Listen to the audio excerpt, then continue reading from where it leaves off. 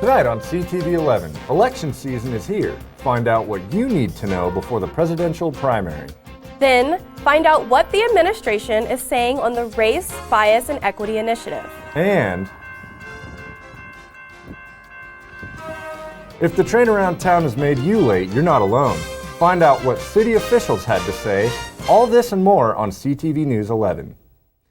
A man who is suspected of killing a Windsor woman Monday night turned himself into Weld County, authorities this morning said. I'm Jake Oskverick.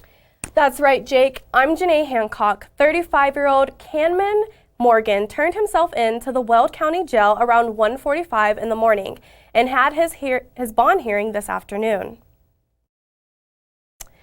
A Larimer County Jail deputy was charged with assault after pushing an inmate at the Larimer County Jail. Deputy Ricardo Garolo is being charged with first-degree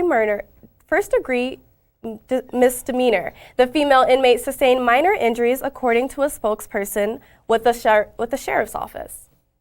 The Ethics Review Board that is in charge of looking at the complaint against Mayor Troxel, Stevens and Summers, is rescheduling its meeting to March 6th rather than yesterday as it was planned. The meeting is open to the public, but there is no public comment period. The ethics complaint was filed in relation to the Hughes rezoning. The final reading on whether to rezone the former Hughes site is set for March 17th. More red light cameras could soon be at a Fort Collins intersection near you. Fort Collins police are looking at possibly installing red light cameras at the intersection of Shields and Mulberry and Shields and Prospect. This would become the third and fourth red light intersections in the city.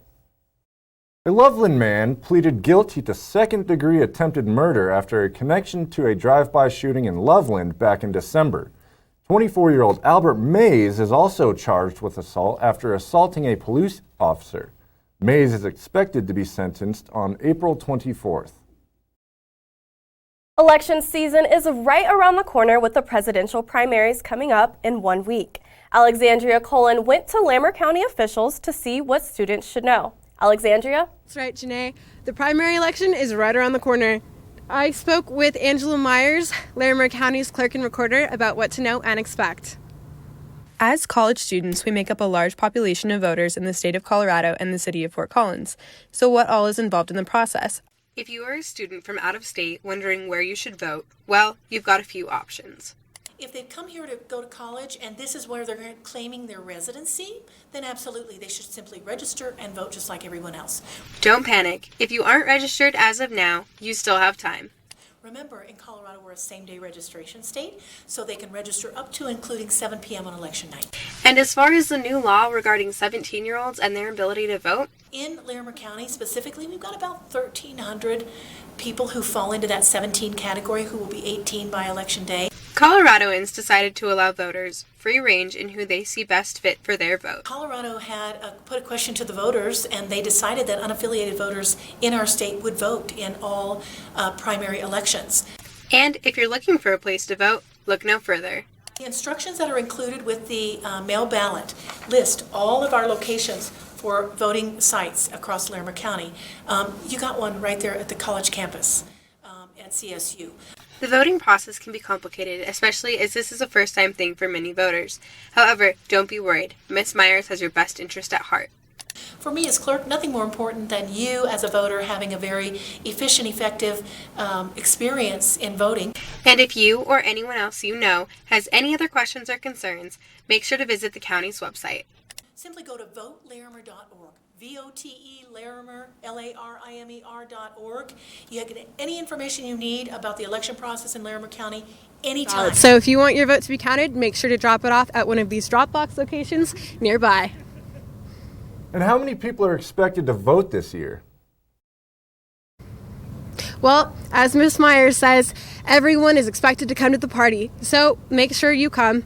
And just know the locations, the larger crowds are expected due to Colorado's change in laws. For CTV Channel 11, I'm Alexandria Cullen. Thanks, Alexandria. We can't wait to see what the turnout will be. Well, if you walked to class at all today, you may have noticed the brutal wind. It's been gusting around 40 miles in Fort Collins and even led to the closure of Highway 287 just north of Fort Collins to the Wyoming border, which was closed for several hours this morning. For more on this week's weather, let's head over to weather anchor Sophia Ridley. Today wasn't the only day with wild weather, though. Yesterday, many Fort Collins residents woke up to a snow squall weather alert on their phone. A snow squall is essentially a short, sudden burst of snow with low visibility and high winds, just like a thunderstorm in the summer.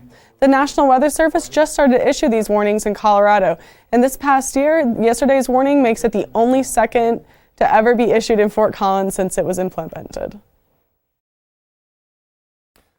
Double trains have been coming through Fort Collins, and they have had a detrimental effect on traffic operations ever since.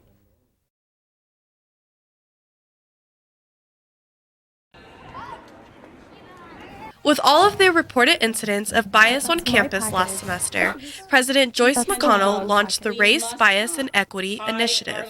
We, on our campus, that's not acceptable, right? And with President McConnell being new as the president to come in and hearing what students were saying, hearing what faculty and staff were saying, I think she was really moved and inspired to say, all right, what can we do? The initiative was implemented as an actionable plan to address issues of race, bias, and equity, while empowering all members on CSU's campus. Say, hey, here's some programs that are really making a difference. Sorry about that. We seem to be experiencing some technical difficulties. We'll take you back to that double trains package right now.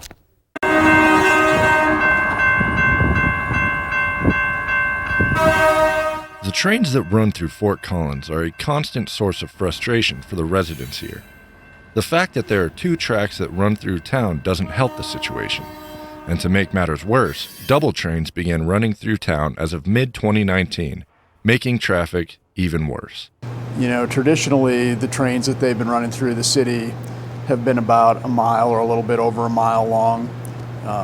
And these new ones that they've been running through, the double trains, are running about 3 miles long. And so they're hugely impactful, because if you think about it, the mile grid in Fort Collins, if you think about Harmony to Horsetooth is a mile, Horsetooth to Drake is a mile, Drake to Prospect's a mile. So we're literally having Harmony, Horsetooth, Drake, and Prospect all blocked simultaneously, or 3 of the 4 blocked simultaneously as the train rolls through. Regular trains do a good job of backing up traffic, and with the double trains, cars are backed up for blocks behind the tracks, which can lead to wait times of 30 to 45 minutes. So the city of Fort Collins doesn't have any ability to regulate the railroad. This isn't something that's unique to Fort Collins. The railroad companies all over the country are trying these longer trains in a way to try to find efficiencies and basically make their operations make more money. It's been a big impact to our arterial street system anytime those go through, especially if they're coming through at rush hour, which it seems like they do enough to cause a lot of problems. For more information regarding how to better plan your day around these trains, visit fcgov.com/traffic. The Vice President for Student Affairs, Dr. Blanche Hughes, is making sure that CSU is a safe and welcoming environment with the Race, Bias, and Equity Initiative. Here's the story. With all of the reported incidents of bias on campus last semester, President Joyce McConnell launched the Race, Bias, and Equity Initiative. We, on our campus, that's not acceptable, right? And with President McConnell being new as the president to come in and hearing what students were saying, hearing what faculty and staff were saying, I think she was really moved and inspired to say, all right, what can we do? The initiative was implemented as an actionable plan to address issues of race, bias, and equity, while empowering all members on CSU's campus. Say, hey, here's some programs that are really making a difference on our campus. And so here's what we want to do, and now can we enhance those programs? So what are we doing? What can we do more of? What can we enhance? And then what can we do new? CSU President Joyce McConnell declared Dr. Blanche Hughes as the leader of the initiative because of her deep wisdom and experience. If I have an opportunity to do more, to try to combat racism and bias, and I mean, I've tried to do that my whole life. And it really saddens me that at 64 years of age, some of the issues that you all are still dealing with as students on this campus were issues I dealt with when I was a college student. And that's just not okay. Blanche believes it is a part of her life's work to make sure CSU can and will do better. But we all need to be willing to say, but as an institutional value, this is what we need to be doing, and we're all going to work towards having a place that faculty, students, and staff, community people, whoever come to visit us, get at our campus and say, we know this is a place that values. Dr. Hughes encourages students and faculty to continue to give feedback regarding the initiative in order for CSU to keep moving forward. You know, Jake, the administration of CSU, they have really recognized the importance of communicating in a timely manner and how much students' feedback really matters. Absolutely, and it's really exciting to see what this new initiative is going to do and what's going to come of it. Can't wait to see where they'll be in the next coming years. Definitely. Well, coming up after the break, Jeffrey Lindblom has another beer story that I'm looking forward to. Jeffrey? That's right, I have a beer and a viral videos. Don't go anywhere just yet, because that's coming up right after.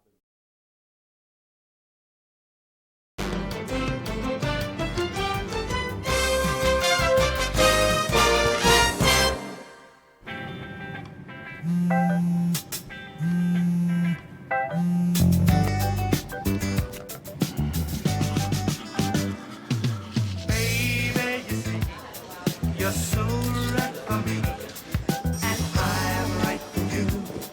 I love the things you do, like sweet tasting wine. Your lips are so divine. Your loving turns me on. My lonely days are gone. That's why I'm never gonna let you go. Never gonna let you go. Babe, I'm never gonna let you go. No, no, never gonna let you go.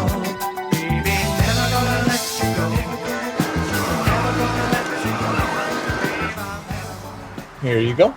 Thank you.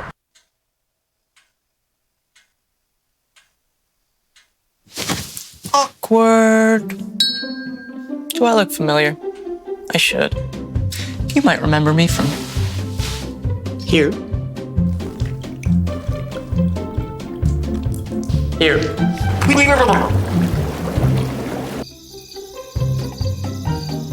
Or maybe even here.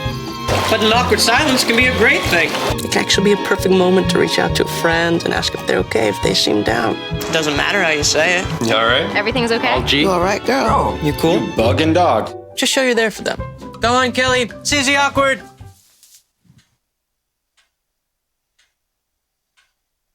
Hey, you haven't really been yourself lately.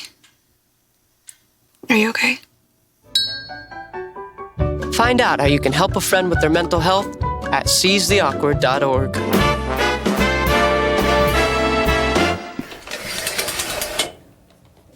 Hello, friends, acquaintances, allies, students, faculty, Fort Collins people, in fact, whoever tuned in, hello and welcome. I'm Jeffrey Lindblom. Thanks for being here. Let's get right into it. The Armstrong Hotel has been accommodating guests for nearly 100 years, and it was a little over a decade ago that Oreo, a kitten, found her way into the hotel in 2004 and quickly became a tactical but chubby mouse-hunting gray cat. After soaking in guests' love and praise for roughly 16 years, Oreo died last Saturday. After 2004 renovation, the hotel faced a bothersome mouse problem. It was a good thing that Oreo was there to play cat and mouse with the issue, if you know what I mean. As she grew older, Oreo preferred to find quiet places to get a cat nap in, and even figured out how to use the hotel's elevator rather than taking the stairs. George Prine, the Armstrong Hotel's general manager, says that he and the staff knew that this day would eventually come and that they're all dearly missing the hotel's beloved cat. Fort Collins produces 70% of the beer that goes out of Colorado. It's known well as the brewing town, with a place to grab a beer at every corner. But I've come to find out that it wasn't always this way. Hey there, gang, and welcome alongside me here at Odell Brewing Co., a place that might not be standing here today without a few thirsty individuals that came through the Prohibition era. Now, there is a plethora of beer-loving, brewery-gunning individuals around Fort Collins. However, there did in fact exist a time that this town wasn't always so brewery-savvy. Then we go into the section about history, the long Prohibition history in Fort Collins. It was in the early 1800s that miners and German immigrants made way to the States in search of gold. A man named Adolf Coors was among this group, and we know him for his beer legacy that still lives on today. In a time so long ago, in pre-19th century Fort Collins, there were saloons all around town that provoked heightened criminality, eventually leading to Prohibition in 1896. And it wasn't too long after that locals were finding ways to work around the newfound laws. We go through bootlegging, we go through the underground tunnels that were used in Fort Collins for bootlegging. Fort Collins was rendered dry of alcohol in 1896, even before the Prohibition Amendment was officially placed in 1919. Until the late 1960s, the best anyone could buy was a 3-2 beer. And finally, in 1968, CSU students had had enough at last. So some students decided to have a beer in, not like a sit-in, but a beer in when they drank beer, which was illegal, to ask for more rights for students in 1968. And this kind of led to the end of Prohibition in 1969. Personally, I couldn't imagine a Fort Collins without a hefty dose of beer. In truth, there's an element of pride in it. There's no doubt that we brew up some phenomenal things around these parts of Colorado. Calling all creatives, Colorado State University Art Department alumni Riley Firmanek and Kayla Moore are looking to expand the arts community by bringing a nightlife market called Nocturnus to Fort Collins. So if you're an aspiring artist, this will be the perfect place for you to collaborate with others. Moore and Firmanek are looking to create an experience for creative types all across the board. This leaves room for music, poetry, painting, and so much more. Unfortunately, more times than not, a place like this requires vendors to support financial necessities. However, as artists themselves, Firmanek and Moore are all too familiar with costly booth prices that rarely end up even breaking even. Instead, the pair are concentrating on affordability rather than profit. The market will provide local artists with a place to sell their works without burning a hole in their wallets. Unless setting your wallet to flames is in your take on art. Sounds like that could fly at a place like this, then bring it along. The first market will take place March 6th at Mugg's Coffee Lounge. Before I make my leave, it's time to breathe my late night YouTube adventures to life. I've bore witness to this week's content, and I think that I have found that what is at the pinnacle. Stay put, because here comes this week's viral video. He's holding it with his hands. Hi, buddy. Where's your ball? Where's your ball? Hi, buddy. Oh, no! Dad. I don't know about you, but that leaves me in a state of pause. A loss for words, if you will. In a way that was equally as depressing as it was adorable. But that's all I've got for you this week. Thanks for sticking around. Don't go anywhere just yet. Sophia Ridley has your weekly weather report coming up here next.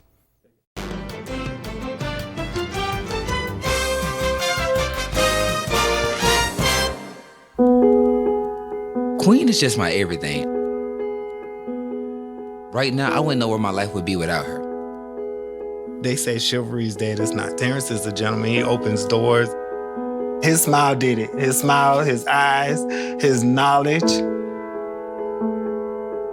My landlord, he decided that he wanted me to move based on the fact that I was transgender.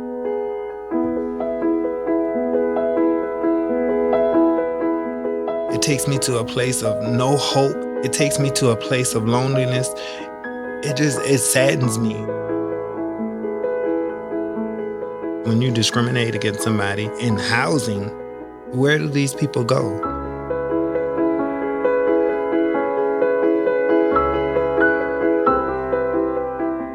Let's just respect people in everyday life for just being human.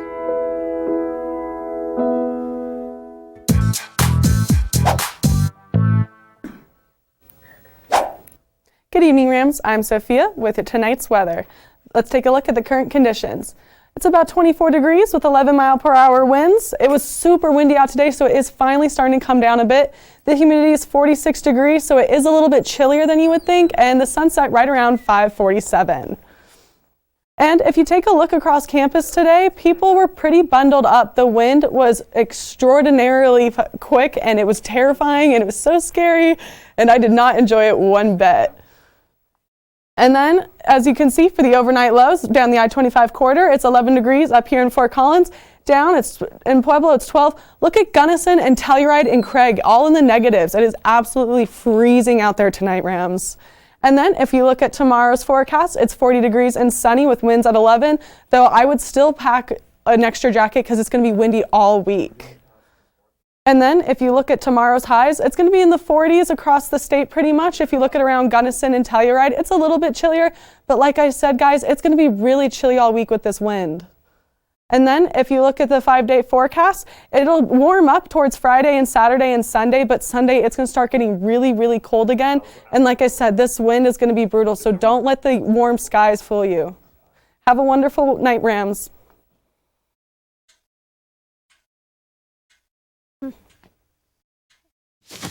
Awkward. Do I look familiar? I should.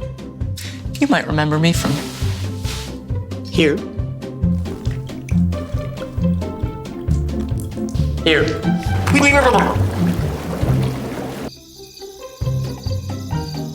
Or maybe even here. But an awkward silence can be a great thing.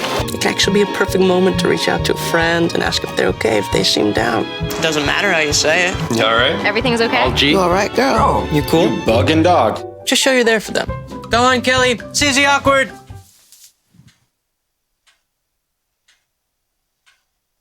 Hey, you haven't really been yourself lately. Are you okay? Find out how you can help a friend with their mental health at seizetheawkward.org.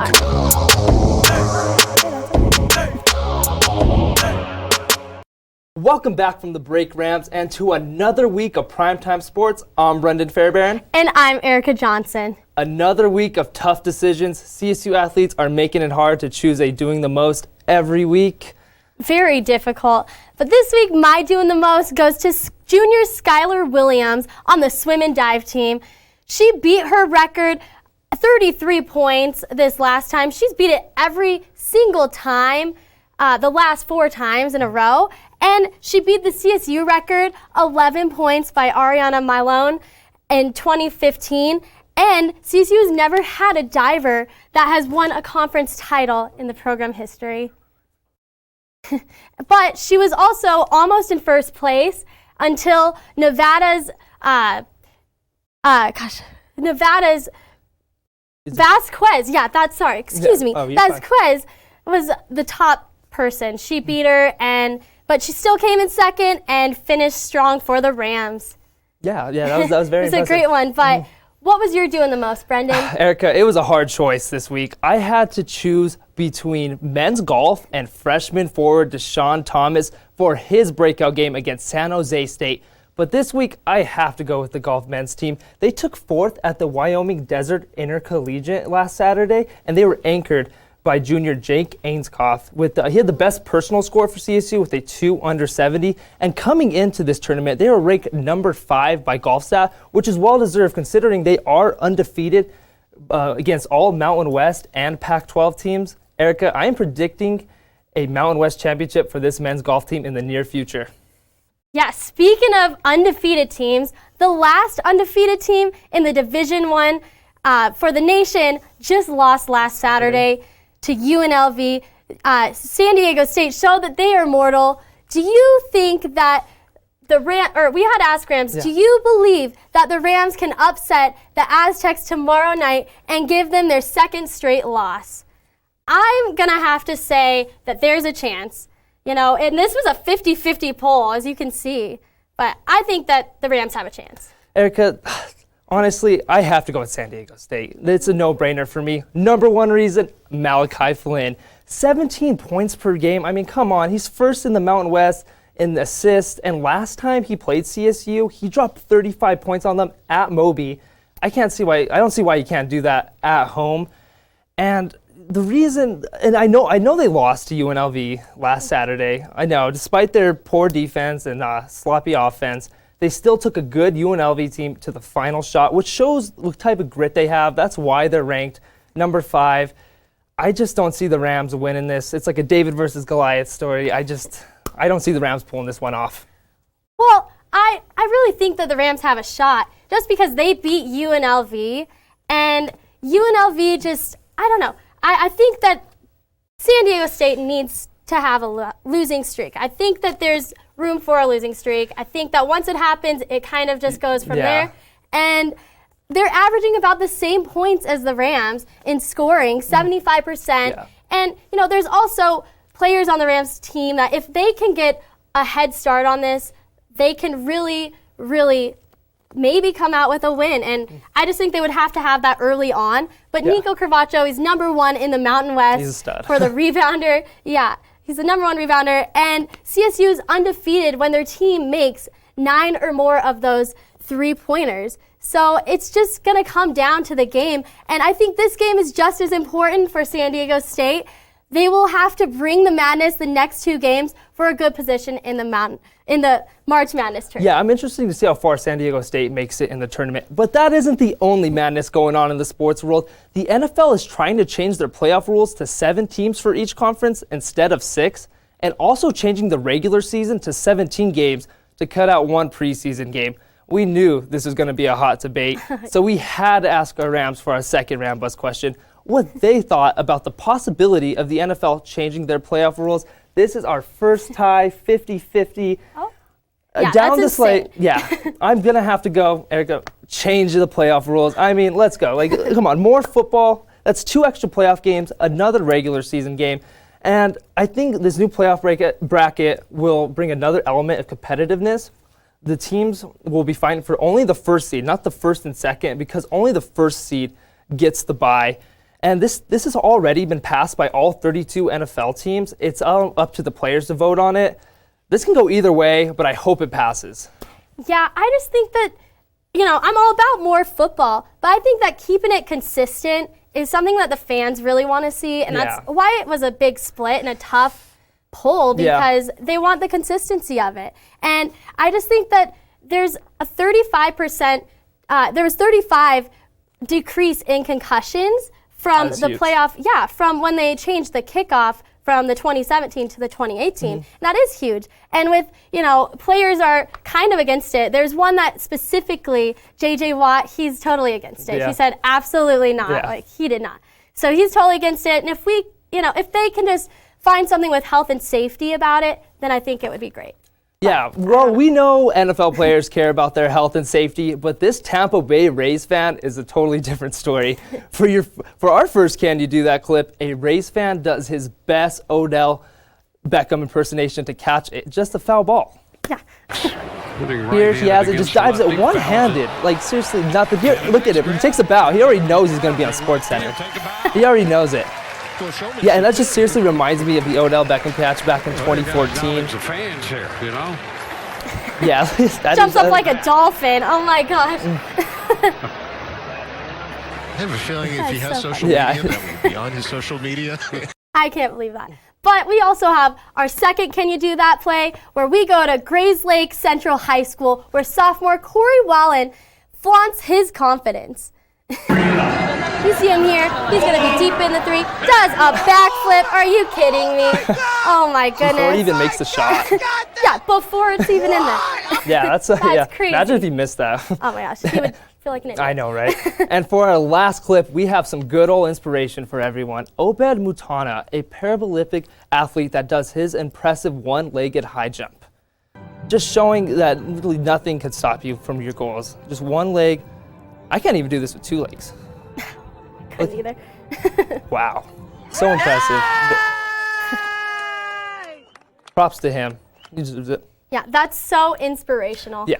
But remember, if you're able to do any of these, make sure to show us on Twitter at sports_CTV. We'll make sure to include you on next week's show. I know Eric and I would love to see if anyone could do what we saw tonight. Well, Rams, that's all we have for you tonight. Tune in tomorrow for Humans of CSU. Enjoy the rest of your week, and we'll see you next Tuesday.